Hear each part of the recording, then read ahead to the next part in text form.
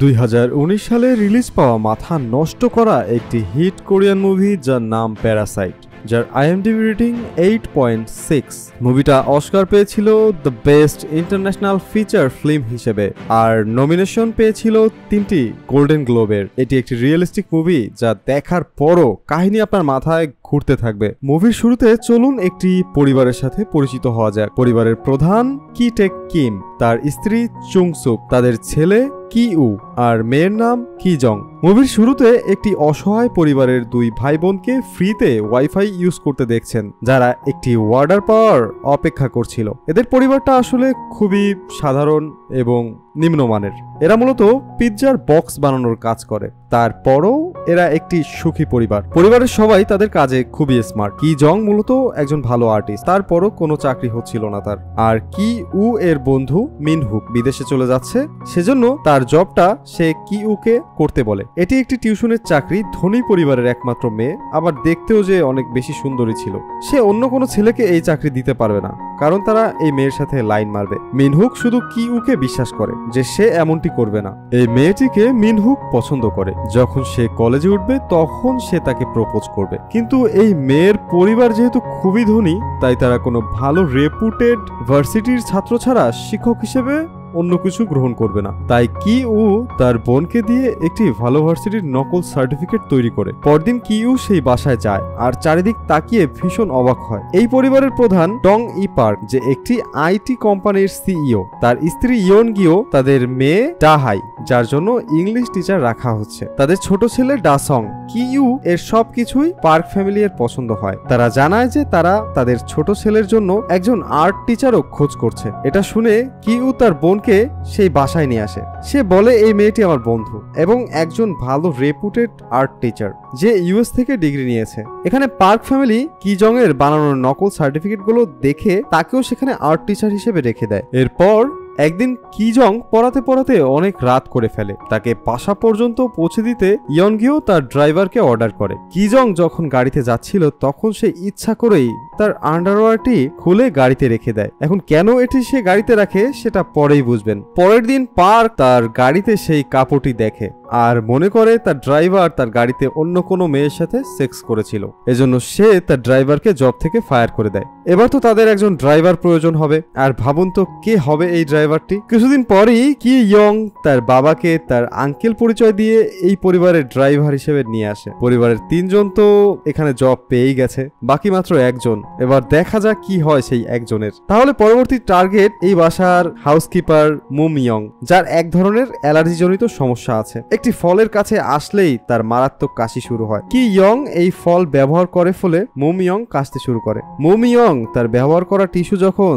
ডাস্টবিনে ফেলে তখন কি ইয়ং তাতে টমেটো কেচাপ লাগিয়ে দেয়, যেন তার রক্তের মতো দেখা যায়। কিম পরিবার এই টিস্যু ইয়নগিউকে দেখায় আর বলে, আমার মনে হয় এই মহিলার টিবি হয়েছে, যার ফলে ইয়নগিও সেই হাউসকিপারকে জব থেকে ফায়ার করে দেয়। এরপর কিম তার স্ত্রীকে অন্য কারো পরিচয়ে এই পরিবারের হাউসকিপিং এর জবের জন্য নিয়ে আসে। কিছুদিন পর পার্ক তার ছোট ছেলে ডাসং এর জন্মদিন উপলক্ষে তারা কিছুদিনের জন্য একটি ক্যাম্পিং এ চলে যায়। আর এই সুযোগে কিম পরিবার সবাই এখানে চলে আসে। দামি খাবার, মদ, কাপড়, জিনিসপত্র সব যেন কল্পনার মতো লাগতে থাকে তাদের কাছে। কিম পরিবারের সবাই মদ খেয়ে খুবই আনন্দ করছিল। তখন সেই বাসায় হঠাৎ করে মুম ইয়ং চলে আসে আর সে বলে, আমাকে ভেতরে আসতে দিন, আমার কিছু জিনিস আছে এখানে, আমি নিয়ে চলে যাব। এরপর মুম ইয়ং সোজা রান্নাঘরের দিকে চলে যায়। ওই রান্নাঘরের নিচেই একটি বেসমেন্ট ছিল। সে তার ভিতরে চলে যায়। ওই রান্নাঘরের বেসমেন্টে একটি বাংকার ছিল। সেখানে মুম ইয়ং তার স্বামীকে 4 বছর লুকিয়ে রেখেছিল, যা কেউই জানতো না।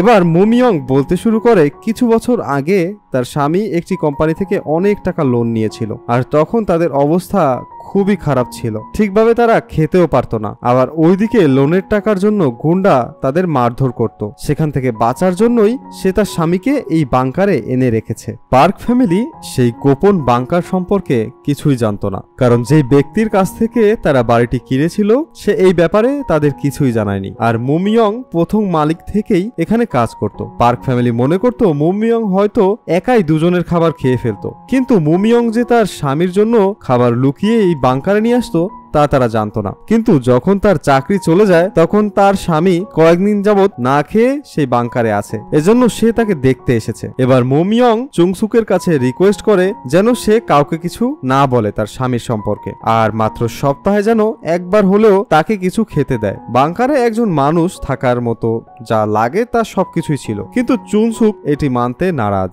সে বলে তুমি তোমার স্বামীকে নিয়ে এখান থেকে চলে যাও। সেই সময় কি টেক, কি ইউ আর কি ইয়ং লুকিয়ে এসব কথাই শুনছিল। হঠাৎ করে কি ইউ এর পা স্লিপ করে আর তারা সবাই গড়িয়ে তাদের সামনে চলে আসে। তখন এই সিন দেখে মুমিয়ং বুঝে যায় যে তারা সবাই একে অন্যের সাথে পরিচিত আর মিথ্যা বলে এই বাসায় চাকরি করছে। মুমিয়ং তার মোবাইল বের করে তাদের সবাইকে ভিডিও করে রাখে আর এই সত্য পার্ক ফ্যামিলিকে জানিয়ে দিবে বলে সিদ্ধান্ত নেয়। ঠিক সেই সময় তাদের ল্যান্ডলাইনে একটি ফোন বেজে ওঠে আর সেই সুযোগে মুমিয়ং ও তার স্বামীর উপরে ঝাঁপিয়ে পড়ে তারা। ফোনে ইয়ং বলে যে তারা ক্যাম্প পর্যন্ত পৌঁছাতে পারেনি কারণ বাইরে প্রচুর বৃষ্টি হচ্ছে, তাই তারা আগামী 10 মিনিটের মধ্যেই বাসায় ফিরে আসছে। এখন কিম পরিবারের মাথা নষ্ট হয়ে যায় কারণ একটু আগেই তারা সেই ঘরে পার্টি করেছিল, সব জিনিস ইচ্ছামতো এলোমেলো করেছিল। এখন কি হবে? এজন্য কয়েক মিনিটের মধ্যেই তারা সম্পূর্ণ ঘরটা পরিষ্কার করে ফেলে আর মুমিয়ং ও তার স্বামীকে সেই বাংকারে লক করে রাখে। ঠিক সেই পর্যায়ে মুমিয়ং যখন বেসমেন্টের সিঁড়ি বেয়ে উপরের দিকে উঠে আসতে থাকে তখন চুংসুক তাকে একটি লাথি মেরে নিচের দিকে ফেলে দেয়। এর ফলে তার মাথায় আঘাত লাগে এবং সে বেহুশ হয়ে যায়। এরপর যখন পার্ক পরিবার সেই বাসায় ফিরে আসে তখন কি ইউ, কি ইয়ং আর কি টেক একটি বড় টেবিলের নিচেই লুকিয়ে থাকে। ইয়ংগিও আসলে বুঝতেই পারে না যে তার বাসায় আসলে কি চলছিল। সে চুংসুকের সাথে তার বাচ্চাদের বিষয়ে গল্প করতে থাকে। 3 বছর আগের কথা, ডাসং এর জন্মদিন ছিল সেই দিন, তাই মাঝরাতে ডাসং হঠাৎ করে রান্নাঘরে আসে তার জন্মদিনের কেক খাওয়ার জন্য।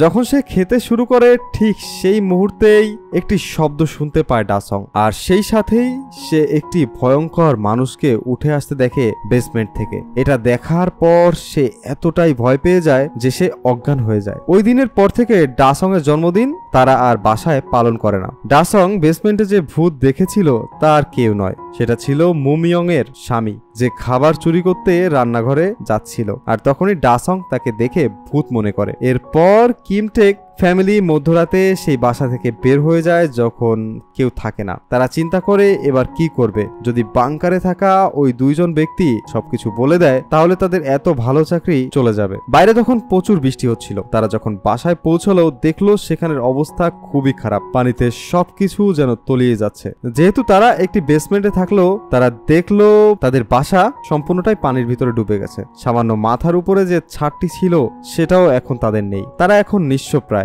এজন্য তারা ও তাদের এলাকার বহু লোক একটি বেসমেন্টে খোলা আকাশের নিচে রাত কাটায়। ওইদিকে বেসমেন্টে পড়ে থাকা মুমিয়ং মাথায় আঘাত পাওয়ার কারণে সেখানেই মারা যায়। একদিকে মুমিয়ং মারা গেছে, যার স্বামী এখনো বন্দী অবস্থায় বাংকারে না খেয়েই পড়ে আছে। অন্যদিকে কিমটেকের পরিবার, যার থাকার সামান্য জায়গাটুকুও আজ নেই। ঠিক এমন সময় পার্ক পরিবার যেহেতু ছোট ছেলের জন্মদিন বাইরে পালন করতে যেতে পারেনি, তাই তারা বাসায় একটি পার্টির আয়োজন করেছে। আর ওই পার্টিতে আমন্ত্রণ জানানো হয়েছে সব হাই ক্লাস মানুষদের। এর পাশাপাশি কি ইউ আর কি ইয়ং সাথে তাদের ড্রাইভার বাবাকেও ওই পার্টিতে ডাকা হয়। এরপর ইয়ংগিও ড্রাইভারকে নিয়ে মলে যায় কিছু কেনাকাটা করতে। ফোনে কথা বলার সময় সে বলে, থ্যাঙ্কস গড, গতকাল রাতে বৃষ্টি হয়েছিল, তাই আজ আকাশ অনেক পরিষ্কার, আমাদের বাইরে পার্টি করতে কোনো সমস্যা হবে না। একদিকে বৃষ্টিতে কারো থাকার জায়গাটাও চলে যায়, অন্যদিকে সেটাকে আশীর্বাদ মনে করে কেউ মজা করছে। গতকাল কিম পরিবারের সাথে যা ঘটেছে, যেমন এখন তাদের থাকার কোনো জায়গায় নেই, যে কোনো সময় তাদের জব চলে যেতে পারে, কি করবে তারও কোনো প্ল্যান নেই। এসব ভেবে তারা খুবই হতাশ ছিল। সামান্য কিছু সময়ের জন্য তাদের ফকিরের মতো জীবনের একটু শান্তি ফিরে এসেছিল, তাও হঠাৎ করেই এক ঝড়েই বদলে গেল। তারা বুঝতে পারছিল তাদের এই গরিবের জীবনের কোনোদিন আর মনে হয় পরিবর্তন হবে না। এরপর কিটেক যখন গাড়ি চালাচ্ছিল তখন খেয়াল করলো যে ইয়ংগিও গাড়ির কাঁচ নিচু করে রেখেছে, কারণ কিটেকের শরীর থেকে প্রচন্ড দুর্গন্ধ বের হচ্ছিল। এটা দেখে তার মন আরো বেশি খারাপ হয়ে গেল। পার্টিতে পার্ক একটি অভিনয় করার জন্য কিটেককে আদিবাসী সাজতে বলে। এরপর জন্মদিনের কেক তার উপর ছুঁড়ে মারা হবে। অভিনয়টা শুধুমাত্র বিনোদনের জন্য ছিল মাত্র, যেখানে পার্কও আদিবাসী সাজবে। কিন্তু যেহেতু কিটেকের মন খুব খারাপ ছিল, তাই এসব তার মোটেও ভালো লাগছিল না। কিন্তু পার্ক বলল যে তোমাকে যা বলা হচ্ছে সেটাই করো, আমি তোমাকে এর জন্য এক্সট্রা পারিশ্রমিক দিব। অন্যদিকে কিউ আর ডাহা দুজনকে পছন্দ করত, কিন্তু কিউ জানে যে হাই ক্লাস আর লো ক্লাসের মধ্যে পার্থক্য কতটুকু, কারণ সে জানতো যে সে এই যে বাসায় আজকে দাঁড়িয়ে আছে সেটাও একটি মিথ্যের উপরে রচনা করা। আবার কিউকে একটি পাথর হাতে দেখা যায়, আর তার বন্ধু যেটি তাকে বিদেশে যাওয়ার আগে দিয়ে গিয়েছিল। এই পাথরটাকে তারা খুব লাকি মনে করত, কারণ এই পাথর পাওয়ার পর থেকেই তাদের জীবন অনেকটা বদলাতে শুরু করেছিল। তাদের কল্পনার জীবন যেন সত্যি হওয়া শুরু করেছিল। কিন্তু এখন কি হবে তাদের জীবনের? পরিবারের বড় ছেলে হিসেবে তাকেই সব দায়িত্ব নিতে হবে। এবার সে ওই দায়িত্ব পালনের জন্য ওই পাথরটা নিয়ে বেসমেন্টের দিকে চলে যায়, মুমিয়ং ও তার স্বামীকে চিরদিনের জন্য শেষ করে দিতে। কারণ তারা বেঁচে থাকলে এই যে সুন্দর জীবন তারা পাচ্ছে সেটা আর পাবে না। কিন্তু মুমিয়ং তো আগেই মারা গেছে, এজন্য তার স্বামী প্রচন্ড পরিমাণে ক্ষেপেছিল কিটেক পরিবারের উপরে। কিউ যখন মুমিয়ং এর স্বামীকে মারার জন্য যায়, তখন মুমিয়ং এর স্বামী ওই পাথর দিয়েই কিউ এর মাথায় খুব সজোরে আঘাত করে, ফলে সে সেখানেই পড়ে যায়। এরপর সে একটি চাকু নিয়ে ওই পার্টিতে চলে আসে আর কি ইয়ং এর বুকের মাঝে সেই চাকু বসিয়ে দেয়। এরপর সে চুংসুকের উপরে হামলা করে, কিন্তু অনেক কষ্টের পর চুংসুকি তাকে ওই চাকু দিয়ে মেরে ফেলে। পুরো পার্টির লোকজন কি করবে দিশা পাচ্ছিল না, তারা সব এদিক ওদিক দৌড়তে শুরু করলো। এবার কিটেক তার মেয়ের শরীরের দিকে তাকিয়ে দেখে সেখান থেকে অনবরত রক্ত বের হচ্ছে। সে সেটি থামানোর অনেক চেষ্টা করে। সে দেখে পার্টির এত মানুষ, তারা কেউ সহযোগিতার জন্য এগিয়ে আসছে না, তারা সবাই পার্টি থেকে পালানোর জন্য ব্যস্ত।